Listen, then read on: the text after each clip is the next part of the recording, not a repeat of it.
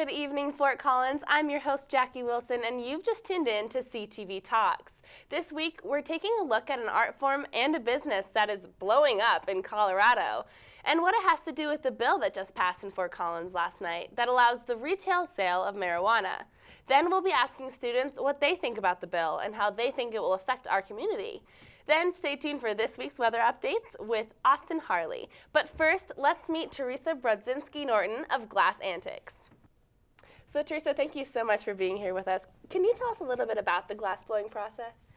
Sure. So we get clear glass and colored glass. Our colored glass usually starts off looking like this. And there's a variety of colors and different sheens and textures you can get there. And then our clear glass comes in tube form, which will be hollow, and solid form, which we call rod. And those are 4 to 5 feet lengths. And then you kind of cut that down into whatever size you need. And then you can melt this colored glass in the flame and stretch it down and twist it up with other colors and do a variety of other things, in order to add color to your work. Very cool. So is there a specific kind of glass that you use for this process? There is. All of our glass is what they call borosilicate. All that means is that they add extra boron and silica to the mixture, and it makes it melt at a higher temperature.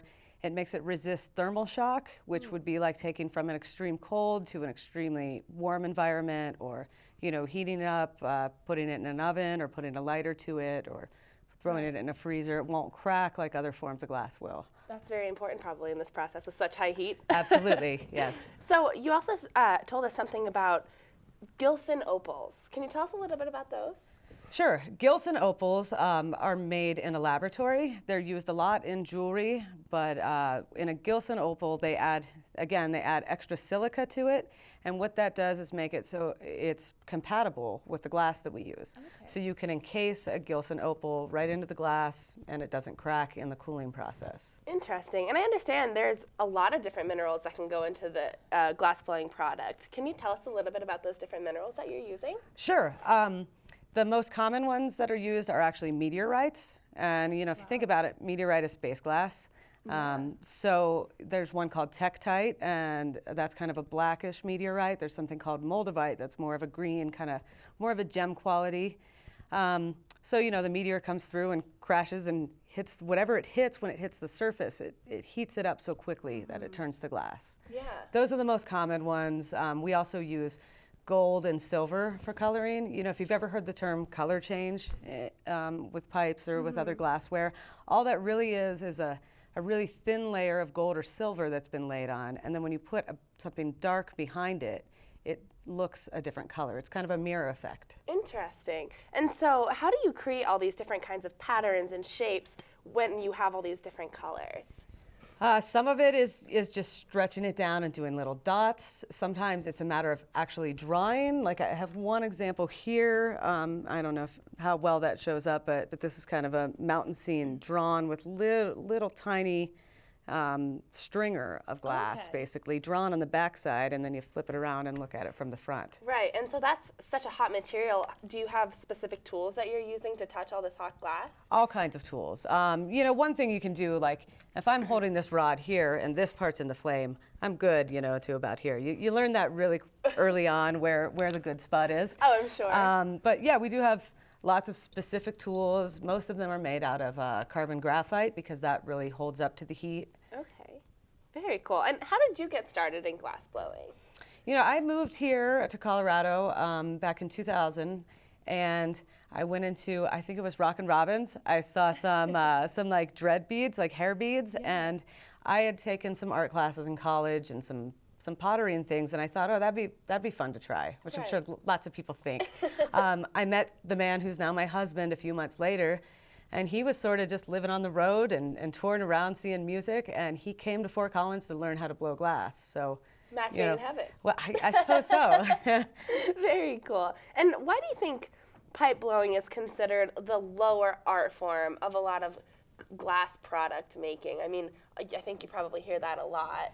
Yeah, I think it just has to do with that social stigma of, you pushed a bowl in it. It's not a sculpture anymore. It's not something that's just beautiful. now it's just for function. And I think also a lot of people are familiar with like those really cheap, quickly made, small pipes. And so they think glass pipe and they think something like that or something that's for like some illicit use, right. And now the way the industry's changed, there's really some beautiful things that people are making that happen to be pipes, and it might be something that you're going to sit like on your mantelpiece and never use for its functional purpose. Right. I mean, you've got some very intricate pieces of art right here. Thank you. They're beautiful. And I mean, you were just talking about kind of the social stigma. I mean, there is a cultural taboo that surrounds glass pipes in particular. Can you tell us a little bit more about that? Sure.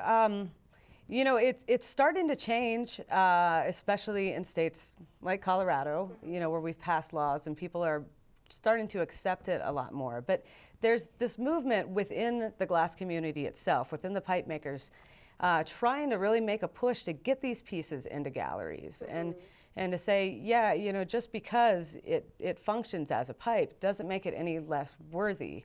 But it's going to take a while. It's something that the public hasn't really been perceptive to yet. We're moving in the right direction. Yeah, I think you're right. We are moving in the right direction. Well, thank you so much, Theresa. It's been a pleasure having you here on the show. Absolutely. Thank you. Of course. And we will be right back with some CSU students who have a couple of their own opinions. Up, college is hard. Down, those books are heavy. My sport is football, but my passion is education. So every year I take promising high schoolers on a college tour to show them that higher education means a brighter future. My name is Nnamdi Asamoah. I don't just wear the shirt, I live it. You can be a reader, tutor, or mentor too. Take the pledge at liveunited.org/volunteer. Do you wear this? Hello and welcome back to CTV Talks. Now we're here with our fellow Rams to get some more insight about how they feel about the recent bill that was passed, which allows the sale of retail marijuana in Fort Collins. Please welcome Britteny Carpenter and Philip Williams. Thank you guys so much for being here. Thank you so much for having us. Of course. So after hearing about Theresa and some of her glass blowing, what do you think about this business in particular of blowing pipes in relation to the legalization of marijuana? I really feel like it was a form of art, like Theresa was saying beforehand, just because of the negative connotation associated with like the social stigma of being like a weed smoking person doesn't make it any less of her artistic vision in blowing glass. And I feel like if you're gonna capitalize on anything, like, might as well. Yeah, definitely. I totally agree. Yeah, and I also feel like with the retail sales of marijuana increasing, it'll increase the revenue and like the general taxes, and I think that was the goal, and hopefully some of those taxes will end up going to the education of some of the students in Fort Collins. Oh, there you go. That's very true. So how do you feel like about a business like Glass Antixx making money around the use of medical marijuana? I think that was like what Phil was saying, that was the point really of legalizing marijuana. It's to create revenue and to create money and, I don't know, like pique an interest in the public. Like I feel like when anything that taboo comes into, I don't know, just a more friendly environment for like use of it, people generally like get interested. Like I feel like it'll be advertised like in similar ways to alcohol, like as soon as it goes like federally legal, or if it does, I guess, rather not to be presumptuous, I guess. Yeah, and also people who are medical marijuana users, they also still need glass to use their medical marijuana, so the fact that they're making money off of that industry as well is still beneficial because those patients still need access to glass. True. Yeah, okay. Do you think that any similar businesses will arise in the community surrounding this legalization?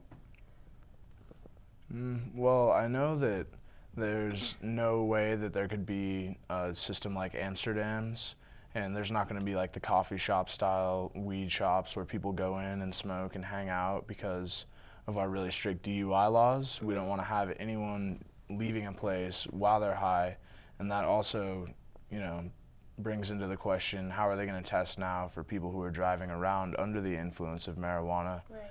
But I believe that if they set up retail stores and it's monitored correctly, the retail marijuana will since it's 21 and over instead of 18 and over, like medical marijuana, it'll actually prevent marijuana from getting into the hands of minors more efficiently than the current system that we had before.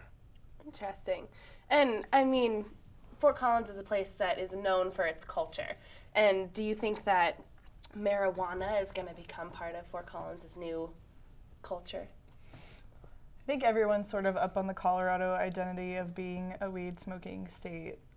Every time I run into an off-campus, or not an off-campus student, but like an out-of-state student, they're like, yeah, I can't wait, I came here for this. Or like every time I talk to one of my friends who went out of state, they're like, Colorado is like really gonna change, like it's a whole culture of like revolution, and I'm like, it's just weed. Yeah, there's definitely a lot of people who come here just for the weed. And even this past Super Bowl, there was all the hype about, Washington Super and Colorado. Yeah, the Super High Bowl. The two states with legal marijuana getting together to smoke a Super Bowl. There definitely is that hype, and I'm sure that there's some people in the Fort Collins community who are a little bit against that, but there's not really anything that we can do about it now that it's already passed. Right. And in Denver, it's already blown up, and it's just going to get bigger and bigger from this point, I feel like. Right. Well, thank you guys so much for being here and sharing your ideas and opinions. It's always great to hear what else is going on in the community. Yeah, thanks for having us. Of course. And we'll be back after the break with this week's weather report with Austin Harley.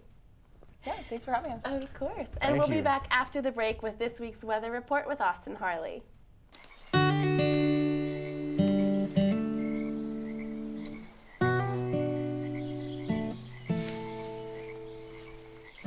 When you're out there, there's no telling what you'll find.